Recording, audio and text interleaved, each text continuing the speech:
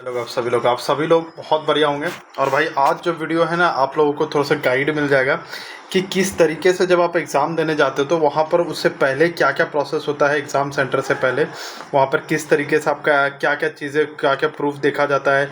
फिर उसके बाद आपका जो वेरिफिकेशन के टाइम पे क्या क्या होता है, थंब लिया जाता है, फिंगर फेस वेरिफिकेशन, तो वो हर एक चीज़ हम लोग देखने वाले हैं यहाँ पर कि पूरी प्रोसेस क्या रहती है। 13 पेज का है और उसमें सारी की सारी चीज़ें आप लोग को मिल जाएगी, जिससे आप लोग एग्ज़ाम टाइम पे आप पैनिक नहीं होइएगा। ठीक है, यहाँ पर एग्ज़ाम स्टार्ट आपका जब होगा, यहाँ पर ये है कि जब आप एग्ज़ाम के लिए एंट्री कर रहे हैं और एग्ज़ाम स्टार्ट जब आपका हो जाता है, जब आप क्वेश्चन सॉल्व करना स्टार्ट करते हैं, उसके बीच का क्या क्या चीज़ें होती है वो सारी चीज़ें आप लोग यहाँ पर देख लीजिएगा। और इसका जो PDF है वो टेलीग्राम पे आपको मिल जाएगा।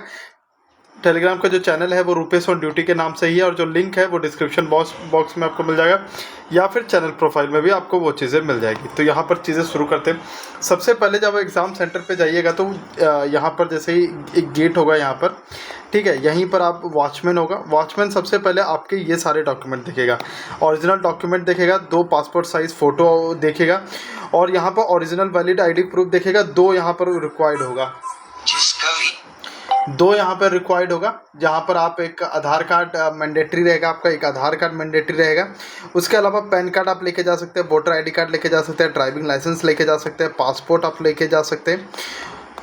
तो ये सारी चीज़ें यहाँ पे मैंडेटरी हो जाती है। ठीक है, और ID कार्ड भी जो आपको लेके जाना है वो ओरिजिनल लेके जाना है। ठीक है, फ़ोटो कॉपी अब ये सब चीज़ें नहीं चलती है, तो फ़ोटो कॉपी सब मत लेके जाइएगा। और एडमिट कार्ड में जो भी इंस्ट्रक्शंस दिए हुए होंगे वो अच्छे तरीके से पढ़ के जाइएगा, क्योंकि उसी में लिखे रहते हैं कि आपको पेन लेके जाना है, नहीं लेके जाना है, क्या क्या लेके जाना है, वो सारी चीज़ें वहाँ पर दिया हुआ रहता है। उसके बाद जब मान लीजिए कि वॉचमैन ने आपको एंट्री दे दिया कि हाँ भैया आप जा सकते हो, आपके पास ये तीनों चीज़ें हैं, तो जब अंदर जाइएगा तो अंदर में आपका फिर बायोमेट्रिक वेरिफिकेशन प्रोसेस स्टार्ट होगा। इस बायोमेट्रिक वेरिफिकेशन प्रोसेस में आपका सबसे पहले थंब इम्प्रेशन देखा जाता है। ठीक है, जहाँ पर थंब इम्प्रेशन मतलब फिंगर स्कैन, जहाँ पर आपका चीज़ें हो गई। फेस वेरिफिकेशन होगा कि आप वही बंदे हैं। उसके बाद आई स्कैन भी, अगर कभी कभी क्या होता है कि जब आप ये आधार वेरिफिकेशन करवाते हो तो वहाँ पे आपका ना ये वाली जो थंब इम्प्रेशन है वो नहीं, मतलब क्या कहते हैं, अनलॉक होता है, या फिर कभी कभी काम नहीं कर रहा होता है, या कुछ भी टेक्निकल ग्लिचेस आ गए तो ये थंब इम्प्रेशन काम नहीं किया, तो फिर वो लोग आई स्कैन करवाते हैं। ठीक है, आई स्कैन के लिए भी वो थोड़ी देर आपको वेट करवाएंगे, पहले सभी का कर लेंगे, क्योंकि आई स्कैन के लिए अलग प्रोसेस होता है, तो वो लोग एक बार सभी का कर लेंगे, फिर आपको लास्ट में आके आपका आई स्कैन करवा के आपका बायोमेट्रिक वेरिफिकेशन आधार कार्ड का वो करवा लेंगे। ठीक है, ये सारी चीज़ें हो गई। एक बार ये सारी चीज़ हो गई, फिर आपका वहाँ पर जब आपकी बायोमेट्रिक वेरिफिकेशन सक्सेसफुल हो गया, उसके बाद आपको सीट अलॉटमेंट प्रोसेस शुरू होगा। ठीक है, वहाँ पर आपको एक कंप्यूटर दिया जाएगा, आपके जो एडमिट कार्ड है वहाँ पर जैसे C19 ऐसा करके लिख दिया जाएगा। ठीक है, तो आपका जो कंप्यूटर नंबर 19 नंबर आपका जो होगा वो मान लो यहाँ पर फिर इस तरीके से लिखा हुआ रहेगा। ठीक है, C19, तो आपका जो कंप्यूटर यहाँ पर सिस्टम अलॉट कर दिया जाएगा C19, आपको वहाँ पे जाके चीज़ें बैठनी रोल नंबर के अनुसार होती है या किसी भी अनुसार, ये तो आज तक पता नहीं चला है, तो आप इसको हटा ही सकते हैं, कोई तरह का दिक्कत नहीं, इसको मत रखिए आप लोग। ठीक है, और जो सीट आपको वहाँ पर टेंशन नहीं लेना है कि भाई मुझे सीट ढूंढना इधर होगा, सीट इधर होगा, तो ऐसा कुछ नहीं है। इन्विजिलेटर जो वहाँ पर होंगे वो आपको गाइड करेंगे कि भाई कहाँ पे आपका सीट है, आपको कहाँ पे जाके बैठना है। उसके बाद जब आप अपने कंप्यूटर पे बैठ जाओगे, सीट पे बैठ जाओगे, उसके बाद लगभग जो आपके पास हो सकता है कि 1 घंटे का भी टाइम हो, या फिर हो सकता है कि 30 मिनट हो, 40 मिनट हो, तो वहाँ पे आपको वेट करना पड़ सकता है। ठीक है, एक और चीज़ आपको बता देता हूँ कि जब आपका बायोमेट्रिक वेरिफिकेशन होने से पहले ही अगर आपको बाथरूम जाना है, आपको फ्रेश होना है, तो उससे पहले ही आपको करना पड़ेगा। उसके बाद आप लोग बाथरूम, एक बार बायोमेट्रिक वेरिफिकेशन हो गया उसके बाद आप लोग बाथरूम ये सब चीज़ें नहीं जा सकते, तो नहीं जा सकते हैं। ठीक है, तो एग्ज़ाम स्टार्ट होने से पहले आपके पास सपोज 1 घंटा या 1.5 घंटा होगा, 1.5 घंटा तो बहुत ज़्यादा बोल दें, 30 मिनट होगा या 40 मिनट होगा, या लगभग जो भी है 1 घंटे के करीबन हो गया आपके पास टाइम, तो आराम से कूल होकर के काम होकर वहीं पे आपको आराम करना है। ठीक है, उसके बाद क्या होगा कि आपको जैसे ही आपके यहाँ पे एक सिस्टम लगा रहेगा, यहाँ पे आपका रोल नंबर दिया हुआ रहेगा। ठीक है, यहाँ पे आपका सिस्टम नंबर लिखा रहेगा, यहाँ पे आपका फ़ोटो रहेगा। ठीक है, एक फ़ोटो जो आपने अपलोड किया होगा, एक फ़ोटो जो अभी आपका आया हुआ है। ठीक है, अभी जस्ट जो फेस वेरिफिकेशन के टाइम पे आपका फ़ोटो लिया गया, वो 2 फ़ोटो का आपको यहाँ पे मैच कर लेना है कि भाई ये मैं ही बंदा हूँ, यहाँ पर जो नाम है वो मेरा ही बंदा है। यहाँ पर आपका एग्ज़ाम लिखा हुआ रहेगा कि क्या चीज़ का एग्ज़ाम है, डेट, ये सारी चीज़ें लिखी रहेगी यहाँ पर। उसके बाद यहाँ पर रोल नंबर है, यहाँ पर आपका पासवर्ड रहेगा। तो पासवर्ड जो है वो या तो आपको डेट ऑफ बर्थ रहता है, या तो इन्विजिलेटर आपको बताएंगे कि भाई आपका पासवर्ड जो है वो क्या है, ठीक है। तो या तो डेट ऑफ बर्थ रहेगा या तो इन्विजिलेटर आपको बताएंगे कि क्या आपका पासवर्ड है। तो ये सारी चीज़ें जब आप पासवर्ड वहाँ पर डाल दोगे तो आपका लॉगिन, जब आप पासवर्ड डाल दोगे तो जब वो बोलेंगे कि लॉगिन करना है तभी आपको लॉगिन करना है, पहले से आप लॉगिन नहीं करने लगेगा, ठीक है, नहीं तो एरर आएगा, ठीक है। जब तक उनका सर्वर आपको ना बोले कि हाँ यू कैन नाउ लॉगिन, तभी जा कर के आपको लॉगिन करना है, ठीक है, उससे पहले आपको लॉगिन नहीं करना है। तो ये सारी चीज़ें हो गई। जैसे आप लॉगिन कीजिएगा तो आप वहाँ पे एक स्क्रीन खुलेगा इंस्ट्रक्शन स्क्रीन का।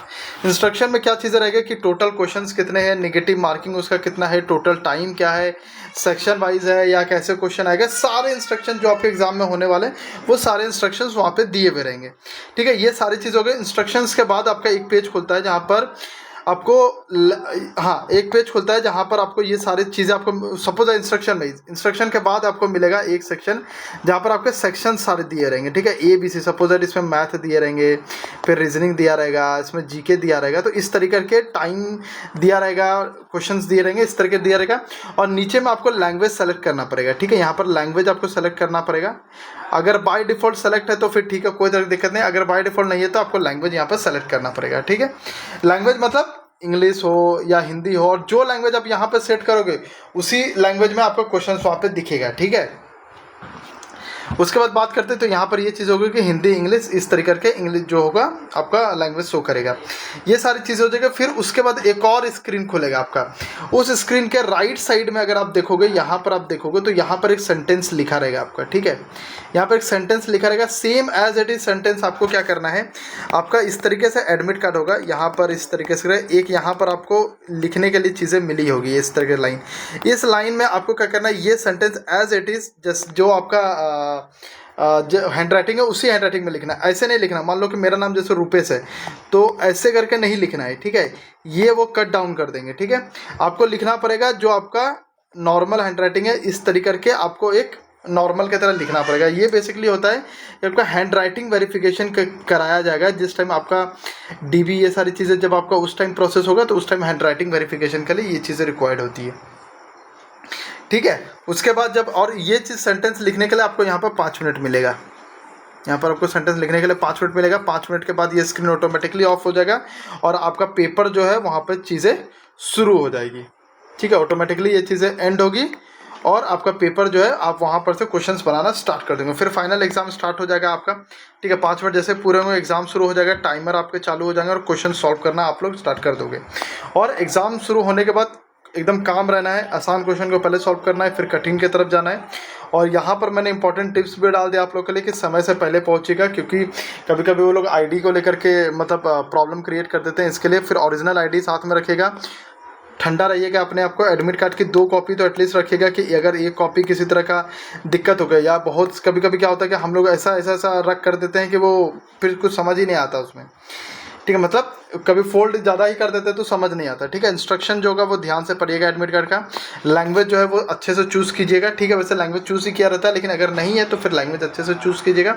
और यहाँ पर मैंने दिया डॉक्यूमेंट तैयार कीजिएगा, admit card, ID card, photos, entry पर अच्छे से चेक इन कर लीजिएगा, बायोमेट्रिक में thumb, face, I scan, seat allotment होगी, फिर लॉगिन होगा, लैंग्वेज आपको करना पड़ेगा और उसके बाद आपका एग्ज़ाम स्टार्ट हो जाएगा। तो ये सारी की सारी प्रोसेस है। तो कोई भी तरह का डाउट होगा किसी भी तरह का तो कमेंट कीजिएगा। हमारा एक टेलीग्राम चैनल भी है जिस पे ये PDF आपको मिलेगी, तो वहाँ पर भी आप लोग मैसेज कर सकते हैं। वहाँ पे बहुत लोग हैं, ठीक है, तो वो लोग भी ओपन टू मैसेज है, तो वहाँ पे आप लोग मैसेज कर सकते हैं। किसी भी तरह का प्रॉब्लम रहेगा तो अगर मैं अवेलेबल नहीं हूँ तो सामने वाला बंदा आपका हेल्प कर देगा, मैं ही अवेलेबल रहा तो मैं ही हेल्प कर दूँगा। तो बाकी के लिए सब्सक्राइब कर लीजिएगा। जय हिंद, जय भारत।